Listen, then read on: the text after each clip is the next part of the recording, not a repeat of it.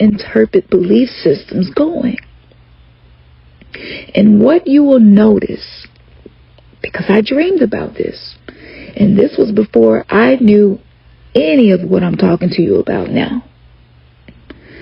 But when you step away from something that you were just sacrificing your health, your mind, your peace, when you step away from that, if what you step away from starts to be diminished, weakened, it starts to go down, it starts to get difficult, maybe suffering starts to happen. A lot of men are going through that, just as a lot of power structures are going through that. A lot of men had no idea how much they needed the feminine. If you look at hip-hop and the way it was weaponized and turned into rap, and think about what I just said to you. Our words create spells. They create a form of hypnosis. They embed into our subconscious mind and create the filters in which we perceive life. If the woman is sacred and she carries the essence of rebirth, and music is dragging her in every which way while raping her simultaneously, glorifying it, what is the spiritual, energetic outcome that comes from that? What happens when the group of people on the planet who have these high amounts of trauma make music, and most of them are very gifted, do not get me wrong. But what happens when a powerful person uses their words to polarize and destroy another, to judge, stereotype, demonize? What happens karmically? What happens when you accept a royalty check for a song that you made, just dragging women, dragging the feminine? It's not just about women. This is about energy, frequency, and vibration. According to Tesla, everything in this world is frequency, energy, and vibration.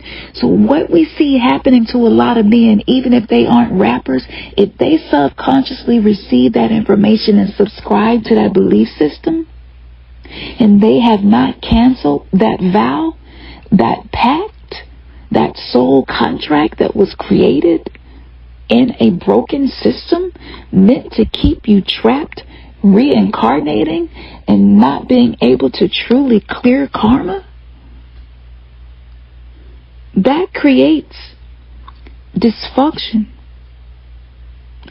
And energetically, until those vows are canceled, men are going to struggle to be with anything in this world that is feminine.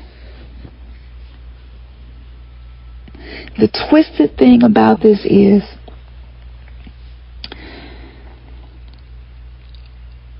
a lot of men have no idea the way music was affecting their subconscious mind. And so their semen held that vibrational frequency of hatred, disgust, resentment, anger, frustration. And when that man has sex with a woman, because she is the receiver of energy, all of that pain and unprocessed trauma embeds inside of her, and it travels through her womb space. It's no wonder that so many women, especially black women, have fibroids and cervical cancer, polycystic ovarian disease, endometriosis, and the list goes on and on. It's no wonder. Because we too became victims to this system, and we were energetically absorbing what was being bypassed in the masculine. So now we're in contract with the bullshit that I don't believe any of us would consciously agree to. But you cannot fix what you do not know is broken. And so this information travels from her womb space.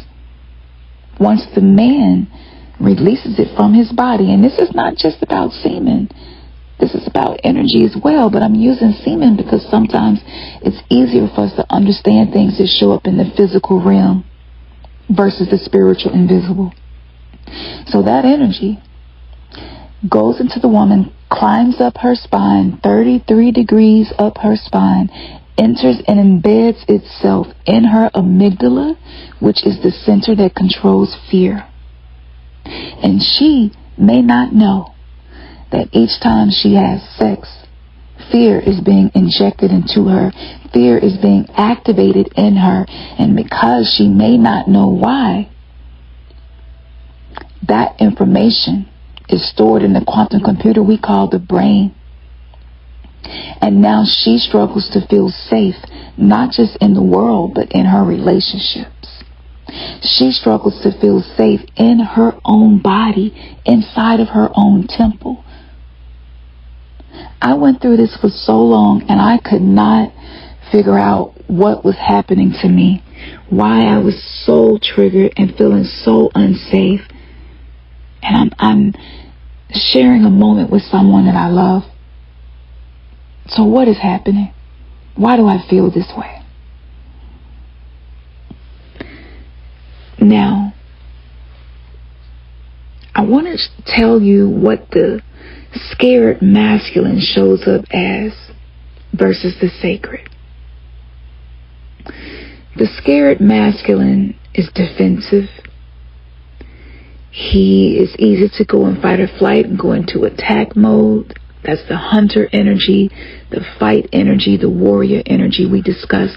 A lot of men have been warring with their own feminine and the feminine outside of them. And sometimes this shows up during sex. And it's energy. It's not anything he's saying. It may not even be anything he's consciously thinking. But trauma embeds itself in the body. The body keeps score. Scared masculine energy also is represented by being lost in your head, stuck in your head, and not being able to be in touch with your emotions.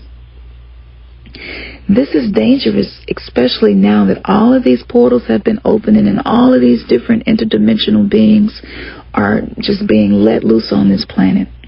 If you are in your head and not in your body, you do not have control over what energies are taking up space vibrationally in your body.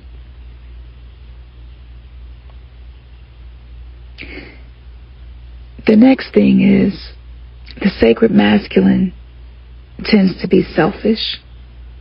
It tends to seek to preserve itself at all costs. It can be cold and distant. It could show up as aggressive, overly aggressive, passive aggressive. The scared masculine needs to be right. The scared masculine fears failing and has a strong attachment to success externally. So men being in love with their cars to the point where they take care of it and spend more time with it than they do with themselves. You know, and again, this is not just about men. Women can have scared masculine energy as well. But I'm using these worldly examples. It just helps us to see it more clearly. Now, the sacred masculine, which is healthier than the scared masculine, has the ability to be vulnerable and transparent, honest and accountable.